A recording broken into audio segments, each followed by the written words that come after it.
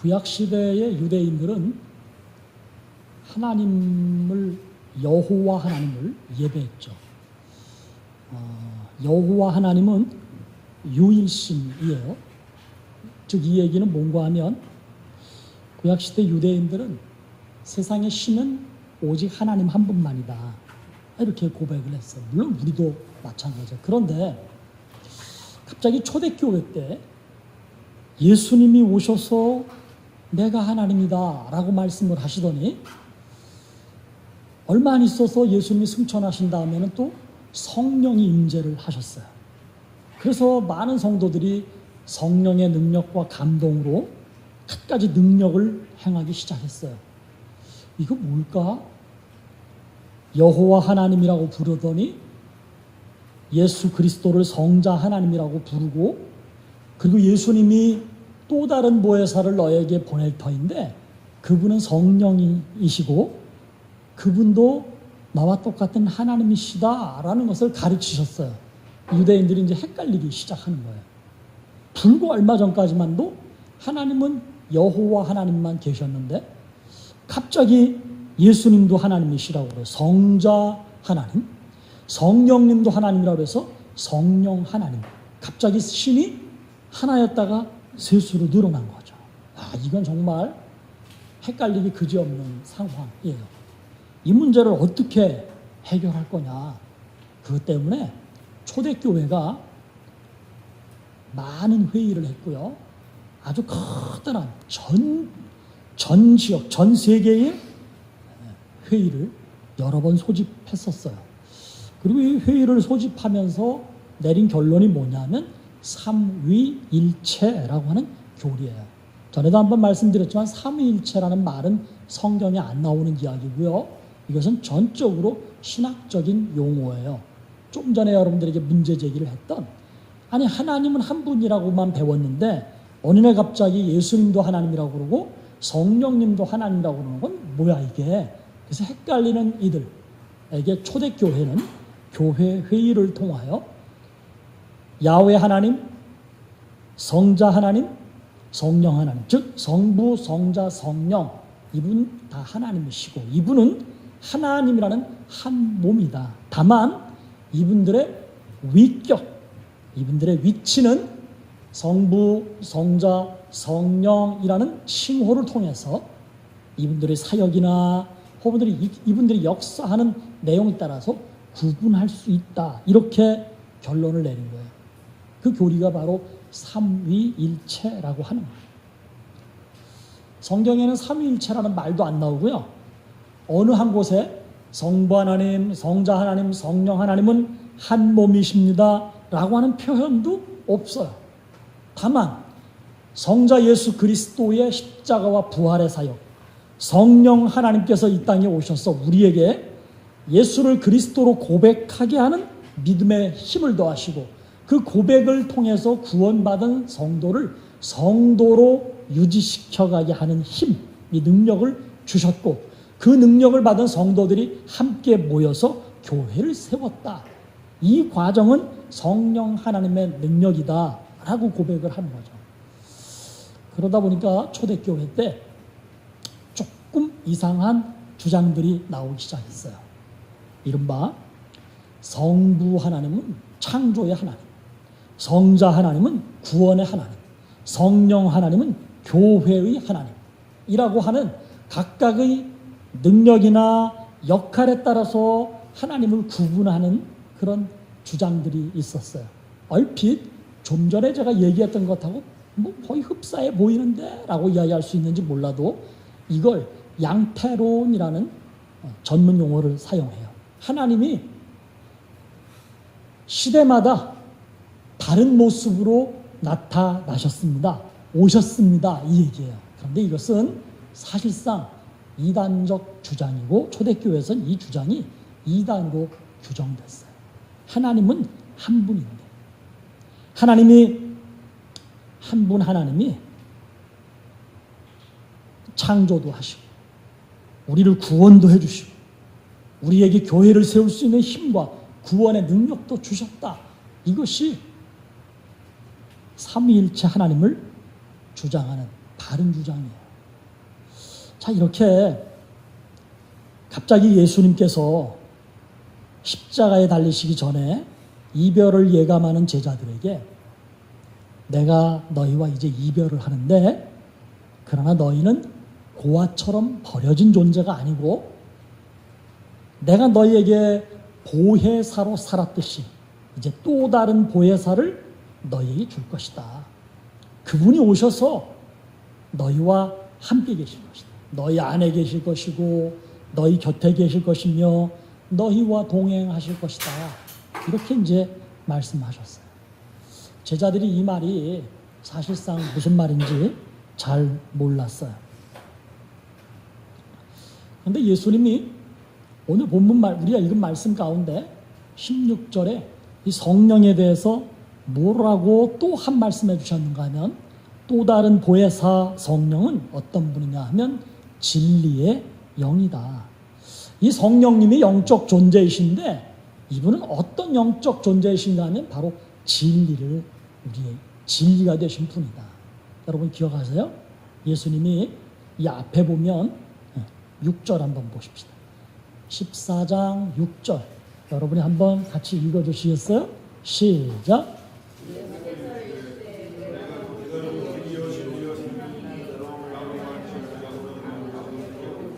네, 거기서 예수님이 뭐라고 그러셨어요? 내가 곧 길이요 그 다음에는 진리라고 말씀하셨어요.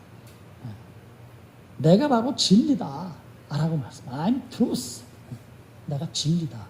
이 진리의 영은 예수님이세요. 그런데 예수님께서 성령을 가르치시면서 뭐라고 그러셨는가 하면 이 성령도 진리의 영이시다. 무슨 말이에요? 예수님도 진리가 되시고 성령도 진리의 영이라고 말씀하셨어요. 즉 예수님과 성령은 같은 위격을 가지신 분임을 예수님이 이미 이렇게 말씀하신 거예요. 그럼 이 진리의 영이 되신 성령님은 무엇을 하시는 분일까? 성령이 무엇을 하시는 분일까 하는 질문 앞에 해답을 주신 것이 오늘 여러분이 장혜선 집사님이 본문으로 읽었던 뒤에 나오는 본문 25절, 26절, 2절 말씀인데 역시 한 번만 더 읽어보겠습니다. 25절과 26절 같이 읽어봅니다. 내가 아직 너희와 함께 있어서 이 말을 너희에게 하였거니와 보혜사 곧 아버지께서 내 이름으로 보내실 성령 그가 너희에게 가르치고 내가 너희에게 말한 모든 것을 생각나게 하리라. 진리의 영이신 성령님은 그 진리의 영께서 우리와 함께 계신다고 말씀하셨는데 예수님이 우리를 고아처럼 버려두지 않고 이 진리의 영이신 성령이 너희와 함께 하리라 라고 말씀하셨는데 그분이 우리와 함께 하시면서 도대체 뭘 하실까? 그게 이제 26절에 나오는 말씀이에요. 그가 너희에게 모든 것을 가르친다 그랬어요. 가르치는 분을 우리는 뭐라고 부르는가 하면 선생님이라고 불러요. 보혜사에서 마지막 사자가 스승사자예요. 가르치는 분이에요. 성령님은 우리에게 무엇을 하시는 분인가? 우리를 가르치시는 분이에요. 우리에게 뭘 가르치실까? 우리로 하여금 말씀의 진리를 깨닫도록 가르치시는 분이다. 아니 뭐 좀 이해가 안 됩니다. 그분이 뭐 목사님처럼 내 앞에 있는 것도 아니고 그분이 우리 학교 선생님처럼 나를 직접 뭐 이렇게 말로 혹은 칠판에서 가르치는 것도 아닌데 뭘 가르친다는 겁니까? 이 가르침에 대해서 예수님은 한 번 더 구체적으로 말씀하셨어요. 그게 26절 뒷부분에 나와요. 내가 너희에게 말한 모든 것을 어떻게 하리라? 예, 본문을 보면서 한번 대답해 주시면 좋겠어요. 내가 너희에게 말한 모든 것을 뭐 하리라? 예, 생각나게 하리라. 그분은 우리에게 생각나게 하십니다. 가르치는 것은 예수님께서 진리 되신 예수님께서 우리에게 다 가르치셨어요. 성령님은 우리에게 예수님이 가르치신 그것을 생각나게 하시는 분이다. 이렇게 말씀하셨어요. 여기서 생각나게 한다라는 거 굉장히 중요한 단어예요. 뭔가 선생님에게 배우긴 했는데 잊어버려서 생각이 안 날 때 얼마나 괴로워요. 특히 시험을 치를 때 이거 배우긴 했는데 어렴풋이 떠오르기는 하는데 정답은 생각이 안 나는 거죠. 좀 부끄러운 얘기인데요. 제가 요즘에 사람 이름을 조금씩 얼른 떠올리지를 못해요. 탁 보고 누군데 이름이 안 나오는 거예요. 물론 여러분들한테 그러면 이제 저는 큰일 나는 거죠. 이름이 생각이 안 나요. 자꾸만 그냥 오래 생각해서 나오는 사람도 있고 잠깐 머리 이렇게 흔들어서 생각나는 사람도 있는데 어쨌든 오랜만에 보거나 누구를 기억하려면 그의 이름이 잘 떠오르지 않을 때 아주 괴로워요. 성령님은 어떤 분이신가?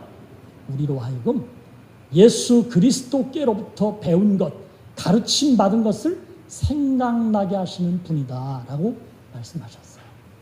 초대교회는 AD 100년이 지나면서, 즉 2세기에 들어가면서 교회가 아주 심각한 위기에 섰어요. 첫째는 유대교로부터 배척당했어요. 유대교인들이 쟤네들은 우리랑 다르다. 아까 얘기했지만 유대교인들은 오직 야훼 하나님만 숭배하는 사람들이에요. 그런데 갑자기 그리스도인이라는 사람들이 나타나더니 예수를 따르던 12제자를 중심으로 해서 예수님이 하나님이라고 가르치는, 전도하는 거예요. 그리고 그들이 뭘 성령을 힘입었다고 하면서 이상한 말을 하고 이상한 행동을 하면서 자꾸 모여서 예배를 드리라고 해요. 교회를 세운 거죠. 유대교인들은 교회라고 안 했죠. 성전이라고 불렀어요. 그 성전에서 유대교인들은 제사를 드렸어요. 그런데 이 그리스도인들, 즉 예수님의 제자라는 사람들은 모여서 찬송도 부르고 뭐 예수님께서 가르쳐 주신 것이라고 하면서 우리가 하는 성찬식도 행하고 이상한 짓들을 행하는 이 그리스도인들을 유대교인들이 박해하기 시작한 거죠. 여기서 끝나지 않았어요. 유대교인들이 계속해서 로마의 황제에게 이 그리스도인들에 대해서 자꾸 송사를 올리는 거예요. 쟤네들 이상합니다. 쟤네들은 예수가 왕이라고 이야기합니다. 우리의 왕은 로마의 황제 한 분밖에 없는데 쟤네들이 자꾸만 자기들의 왕은 황제님이 아니고 그리스도라고, 예수라고 말합니다. 뭐 이런 송사들을 자꾸 올리면서 드디어 로마의 변방에 있는 작은 나라 이스라엘, 그 안에서 일련의 무리들이 예수의 제자라고 하면서 예수를 추종하는 이들이 자기들의 왕은 예수님이라고 말하는 걸 오해하기 시작했고, 그래서 로마가 이 그리스도인들을 또다시 박해하기 시작했어요. 그리스도인들이 이스라엘에만 있는 것이 아니라 갑작스럽게 세상으로 퍼져나가기 시작하더니 드디어 로마에도 그리스도인들이 있었던 거죠. 전염병처럼 옮겨가는 그리스도인들을 그냥 둘 수 없다. 이게 로마 황제의 판단이었어요. 그래서 로마가 무려 250년 가까이 이 기독교를 박해하기 시작했어요. 엄청난 박해였어요. 수많은 사람들이 십자가에 달려 죽었어요. 어떤 이들은 화형당해 죽었고요.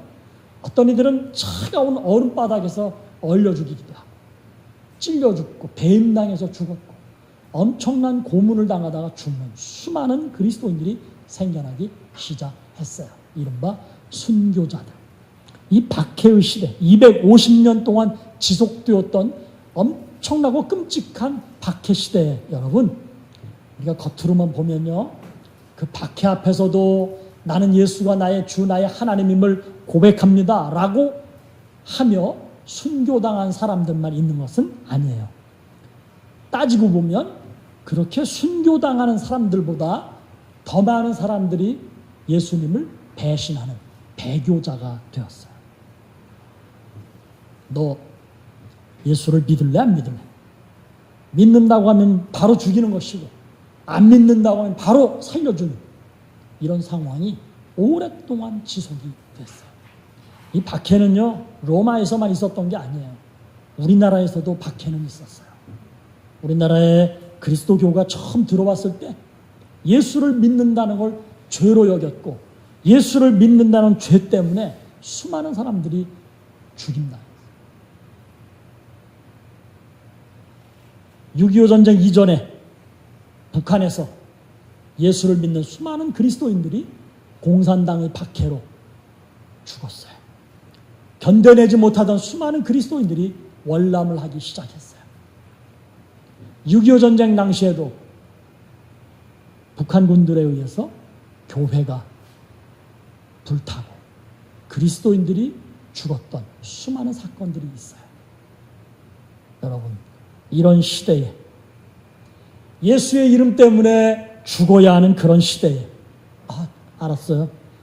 나 예수 안 믿을게요. 나는 예수를 몰라요. 그러니 살려주세요. 라고 하는 사람들이 자꾸만 생겨난 거예요. 예수님은 바로 이런 상황을 내다보시고 성령님을 우리에게 보내주시겠다 약속하시며 그 성령이 어떤 분이냐? 내가 너희에게 가르친 그 모든 것을 생각나게 하시는 분, 그분이 바로 성령님이시다 이렇게 말씀하셨어요. 뭘 생각나게 하시는 거예요? 죽음 앞에서 예수가 나의 주 나의 하나님임을 고백하던 내가 예수를 나의 주로 고백하면 죽이겠다고 하는 칼날 앞에서 끔찍한 도구로 나를 고문하는 고문대 앞에서 내가 예수 그리스도로 인해서 구원받았다는 그 모든 사실을 잊어버린 척, 아니 까맣게 잊어버리고 나는 예수를 안 믿겠습니다. 나는 예수를 모릅니다. 라고 말하는 수많은 사람들이 생겨나는 시대에 예수님이 말씀하신 거예요. 그런 위기 앞에서도 네가 성령의 능력을 힘입어 살면 성령께서 끊임없이 내 안에 예수가 너의 그리스도, 예수가 너의 하나님, 예수가 너로 인해서 십자가를 지셨던 구세주임을 기억나게 하신다. 그 기억을 유지시켜 주신다는 거예요. 그 기억을 고백으로 십자가를 지더라도 죽임을 당하더라도 겁내지 아니하고 예수가 나의 주임을 고백할 수 있게 하신다는 거죠. 예수님이 승천하신 후에 사도행전 2장을 보게 되면 성령께서 임재하셨어요. 120명의 사람들이 성령의 능력을 힘입었어요. 이들이 나아가서 예수가 그리스도임을 고백하고 증거하기 시작했어요. 유대의 관원들이 베드로와 요한을 잡았어요. 죽이겠다고 했어요. 그럼에도 불구하고 베드로가 예전에는 예수님이 체포당했을 때 뒤를 따라가다가 너도 저 예수와 같은 패자너? 라고 누군가가 고발했을 때 나는 저 사람을 모릅니다. 나는 저 사람과 상관이 없습니다. 라고 부인했던 베드로가 성령의 능력을 힘입고는 예수를 전한다는 죄목을 걸어서 유대의 관원들이 베드로를 체포했을 때 베드로가 죽이려면 죽여라. 너희가 무슨 짓을 해도 나는 예수를 증거하리라. 담대하게 이 복음을 전하기 시작했다는 이야기. 그게 베드로로만 그치는 것이 아니라 그 이후에 수많은 그리스도인들을 통해서 십자가의 현장에서 이슬처럼 사라져가는 순교의 현장에서도 비록 목숨을 잃는다 하더라도 나는 예수의 사람임을 고백했던 사람들이 많이 있었어요. 그들이 어떻게 그럴 수 있었을까? 바로 이 말씀이죠. 내가 너희에게 말한 모든 것을 생각나게 하리라. 누가? 성령께서. 그 성령을 받으면, 성령의 임재로 성령의 능력에 힘입으면, 성령의 감동을 받으면 이런 담대한 용기 있는 그리스도인이 된다라고 예수님이 말씀하신 거예요. 사랑하는 성도 여러분, 지금은 누가 예수를 믿는다고 해서 잡아가지도 않고요. 누가 예수를 믿는다고 해서 죽이려고 하지도 않아요. 자유롭게 예수를 믿을 수 있는 신앙의 자유가 보장되는 세상이에요. 그런데 겉으로는 그런데 우리 내면에는 어쩌면 그거보다 더 무서운 일들이 일어나고 있어요. 나는 왜 예수를 이렇게 잘 믿는데 뭘 하는 일이 잘 안 풀려? 여러분 뭔가 하려고 그럴 때 잘 안 풀리는 일들이 있죠. 우리 집은 조상 대대로 몇 대째 예수를 믿었는데 여전히 못 살아. 먹는 것 때문에 힘들고 뭔가 보장받는 게 없고. 학생들 같으면 아니 뭐 예수 잘 믿으면 지혜롭게 해주신다는데 나는 왜 이렇게 성적이 안 올라? 나는 왜 이렇게 공부를 못해? 저도 그런 적이 있어요. 저는 고등학교 3학년 때도요, 제 고향 교회에서 교회학교 교사를 했었어요. 그 시절에는 교회학교 아이들이 수요일 날도 나와서 성경 공부를 했어요. 저는 고3 때요, 보충 수업을 안 하고 도망쳐 나와서 기차 타고 시골에 와서 수요일 날 아이들을 가르쳤던 기억이 있어요. 근데요, 제가 고3 때 치르는 대학 입학고사, 예비고사를, 그땐 예비고사라고 불렀는데요. 예비고사에서 제가 원하는 대학을 갈 수 있는 지역에 합격을 못했어요. 서울권 합격을 못했어요. 제가 얼마나 낙심했는지 몰라요. 낙심하면서 제가 그때 화가 나서 했던 이야기가 있어요. 아니 하나님, 내가 우리 엄마 뱃속에서부터 예수 믿었고 내가 어려서부터 한 번도 교회를 빠진 적이 없으며 나는 고등학교 3년 내내 이 시골교회, 선생님이 없는 시골교회, 젊은이가 없는 시골교회에서 내가 교회학교 교사를 했는데 그런 나를 대학교 합격 안 시켜주고 이렇게 딱 떨어져서 망신나게 하시면 이게 도대체 어떻게 되는 겁니까?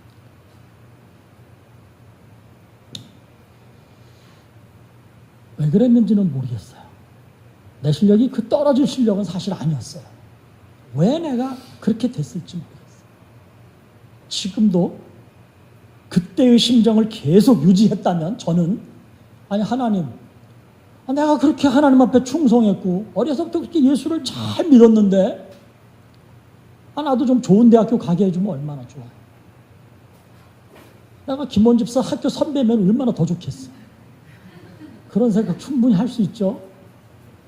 지금은 그런 생각, 거기까지는 원망하지 않아요. 왜? 하나님은 내 지금의 모습이 어떻든지 간에, 내 과거의 삶의 흔적들이 어떻든지 간에, 그 굴곡이 어떤 것들을 거쳐왔든지 간에 하나님은 여전히 나를 사랑하시며 하나님은 내가 어떤 삶을 살든지 어떤 위치에 있든지 어떤 모습이든지 간에 나를 가장 좋은 길로 인도해 주셨다라는 고백, 지금은 제가 너무나 자연스럽고 정직하게 고백할 수 있어요.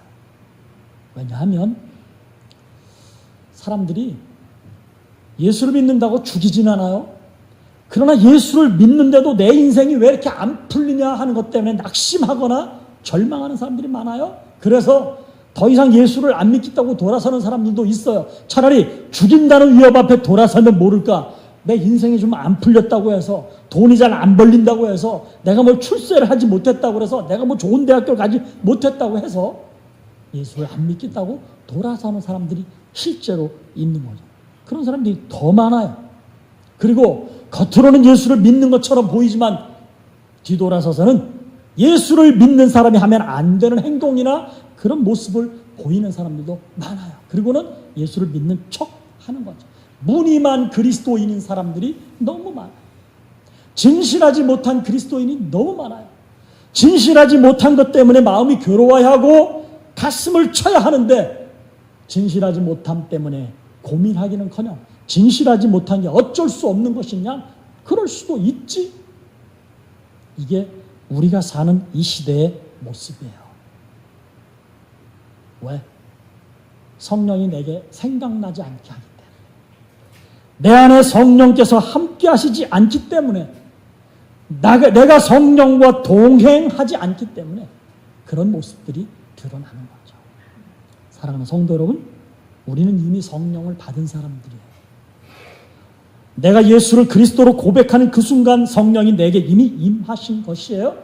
문제는 내게 임한 이 성령, 끝까지 그분과 함께 동행하고 그 성령께서 내 안에서 나와 함께 계셔야 합니다. 그러기 위해서는 딱 한 가지 조건이 필요한 거예요. 기도를 그걸 왜 해? 성경을 자꾸만 읽으라고 그래? 아니에요.